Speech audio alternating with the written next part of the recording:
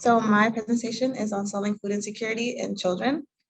So before we can focus on solving food insecurity, we have to know what food insecurity is and what it isn't. So food insecurity for a household means access by all members at all times to enough food for an active and healthy life, while food insecurity is the limited or uncertain availability of nutritionally adequate and safe foods, or limited or uncertain ability to acquire acceptable foods in socially acceptable ways. So socially acceptable ways would be considered like paying for it by yourself, while socially unacceptable ways would be considered resorting to emergency food supplies, scavenging, using food pantry, buying food on credit with like SNAP or EBT, or asking others for meals. So food insecurity is common in children. So prior to the pandemic, 1 in 5 New York City children were experiencing food insecurity. However, during the pandemic, these numbers surged. So now 1 in 4 children are experiencing food insecurity in New York City.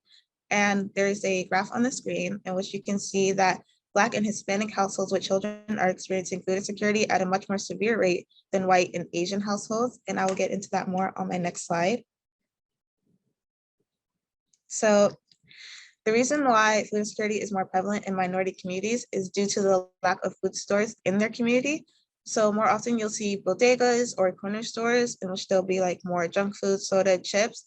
And even if there are like health, fresh options available, they'll be upwards of like $5 or $6, which is completely unaffordable for them.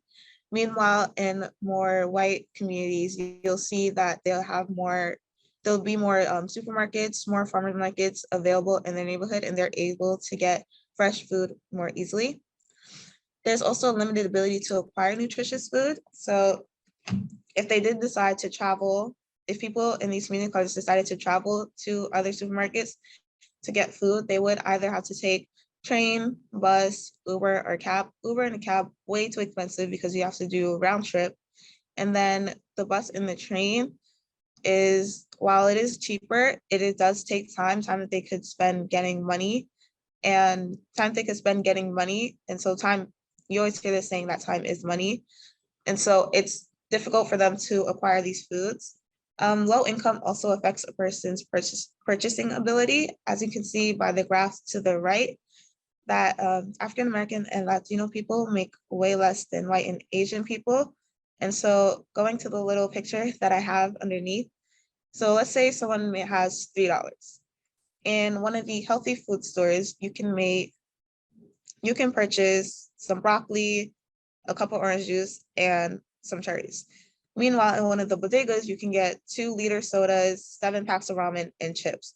And if someone has low income, has a family to feed, they're gonna go for the 2 liters and the ramen because that can make at least 3 meals for their children, whereas you can't really feed someone with broccoli, soda, and cherries. So food insecurity worsens when we experience economic troubles. So situations that affect the economy negatively affect a person's paycheck, as you can see with like economic recession and with COVID-19, a lot of people were losing their jobs, and it kind of affected the way that they could purchase food for themselves and for their family. As you can see on the chart to the right again, this chart reports the number of people with children who thought that they expected to lose their income within the next 4 weeks. And so this was kind of during the height of the pandemic in May and June of 2020. And so in Hispanic households, this rate increased while it decreased in white and Black households, but still the numbers are pretty high. And it kind of takes us back to this last slide where if people do not have enough money coming in, they're gonna opt for the 2 liters of soda and the ramen instead of, the healthy food that we want them to get to nourish their bodies. So let's go to the beginning of federal food assistance. So in the 1930s, there was a huge agricultural surplus in American farm belts. And so they were destroying the crops because of low prices and there was a lack of markets. At the same time, there was also a business crash in manufacturing and other industries. So unemployment rates were super high and a lot of people were lining up for food handouts. And so President Franklin D. Roosevelt kind of created the New Deal, and from the New Deal, we got these programs. So we have the Federal Emergency Relief Administration, and it distributed $500 million in federal funds to state agencies. And while this money was not specifically allocated to food, it did help people it did help them sustain themselves in the meantime. And we also have the Federal Surplus Relief Corporation, which purchased surplus commodities, especially farm goods, and distributed them to low-income Americans. That's kind of where you get like the government cheese from. They purchased a lot of milk and they had to figure out a way in order to give it to the community. And so they processed it and turned it into government cheese. And so this is kind of the beginning of federal food assistance. And now we'll go on to current federal food assistance that we have for children. So some of the current federal food assistance programs that we have for children, they are all listed on the screen. We have SNAP, CA, CFP, NSLP, SBP, SFSP, WIC, and TAFAP. So there are many limitations of these programs. So some limitations is that it doesn't focus on the quality of food being served. I know like most of us have probably had the school lunch, school breakfast, school after food food, and it's not always the best quality, but at the end of the day, it is something. SNAP does not give people enough money. On average, people get $1.40 per meal per person, and that was prior to the pandemic. Due to the increased funding during the pandemic, that number rose to $1.75 per person per meal.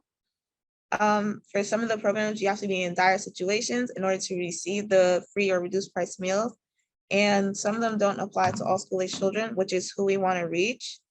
So what we really need is a program that's inclusive, available to all children, focuses on the quality of food that they're receiving, as well as increasing the access and making it easier for them to access this food. And that was given to us by the Pandemic Electronic Benefits Food Transfer Program. So it provided families with an electronic debit card to purchase groceries for the value of school meals missed due to pandemic-related school closures. And here on the screen, you can see some of the positive effects of PEBT.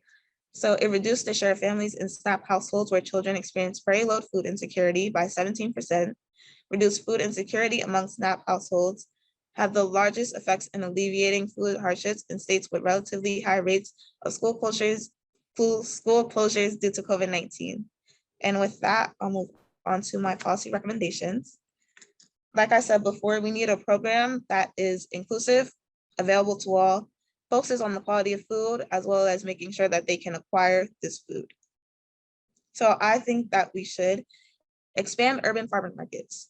So this would increase the availability of adequate food. On the left-hand side, so this is a map of all the locations for Grow NYC. It is an organization in New York City that it's comprised of 3 food access markets, which is green markets, farm stands, and fresh food box. They accept cash, EBT, and PEBT. And it's really good for people to go and get fresh food. And I believe if we expand this throughout the city and even throughout the state, it would be a great idea.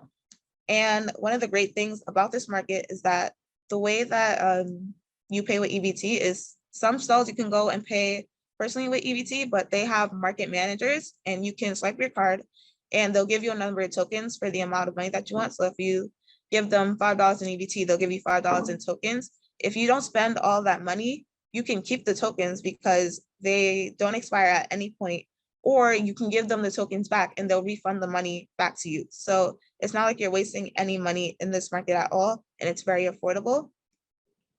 Another market that I would like to expand is the Capital Roots Vegemobile. So Capital Roots is an organization here in the Capital Region of Albany, and one of their programs is a mobile produce market that makes fresh, affordable, and local produce varieties accessible year-round to elderly and low-income housing establishments.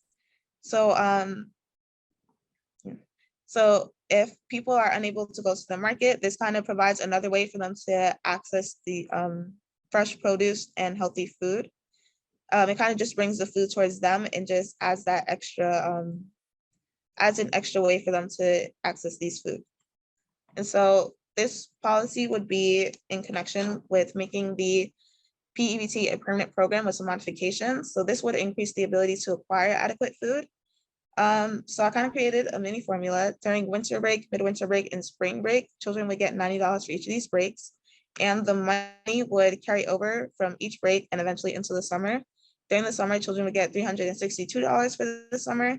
And at the start of the school year, any money that wasn't spent will be returned to the government. So the purpose of increasing the amount of money given to children is to make sure that the food they purchase is high quality, because I've said before, some of the limitations with these programs is that they don't give enough money. And giving the money back to the government forces the children to spend the money on high food. Like, we don't want them to save it like for a rainy day. We want them to use it for its intended purpose. Like, we want these children to be fed, and with this program, as well as with expanding urban markets, we can do that. So thank you for your time. And if you have any questions, feel free to ask. Thank you, Kayla. That was great. I thought that you're, both addressing, you identified the problem of access, like finding affordable places to get healthy food. And so you addressed both the problems you identified, you addressed in your policy solution. So thanks for that. Have you thought at all about how one might measure the success of something like if you implemented something like this? I think a good way to measure success would probably be if SNAP or EB, if you can measure like how many people use the cards at the market, I think that would be a great way to kind of show a trend, to show like an increasing trend at the markets. I also think if you go into neighborhoods and see like, this would be like kind of more of a visual thing, but just to like kind of see if there are increase of fresh foods available in these neighborhoods. Mm-hmm. So this would be more of a trending study than like, a regular like one-time thing. So it would take some time to measure the success. Well, and I also want to just call out something else I noticed, which is, one of the problems that's often identified with kids is that during school breaks, as your policy solution identified, during school breaks, especially, summer is when kids especially have a hard time getting the nutrition they need because they're getting it otherwise, often in school, breakfast and lunch, and sometimes even, the backpacks that they take home at the end of the week. So I appreciate that you identified something that is truly an important issue for kids. Thank you. Thanks, Kayla. Very good presentation. So I think I missed something. So with your proposal, how would you would be issuing cards that would be used for fresh food? That's how you would kind of manage that? Or would these just be, monetary allocations? Oh, it would work the same way that we got the pandemic EBT cards. It would be on the electronic debit cards that they received. Okay, and how were those limited, or were they limited in what they could be used for? They're only allowed to be used for food products. So like if you want to buy toothpaste, it wouldn't work for that. But if you were buying like apples or like bananas or something, it would apply for that. And thanks. How would it interact with all these other programs? How would we use something like this to make these other programs kind of work together with what you're proposing? Well, one of the ways it could work is that it alleviates the stress on SNAP households. So people who are using SNAP, if their children receive the EBT cards, then that's kind of like one less mouth for them to feed, so they can use that money like in better places. Another way that it could work is, well, actually no, that's it. It could just like kind of take the stress off the parents, really, and kind of help their children at the same time. Thanks. Great, thank you very much, Kayla. Thank you.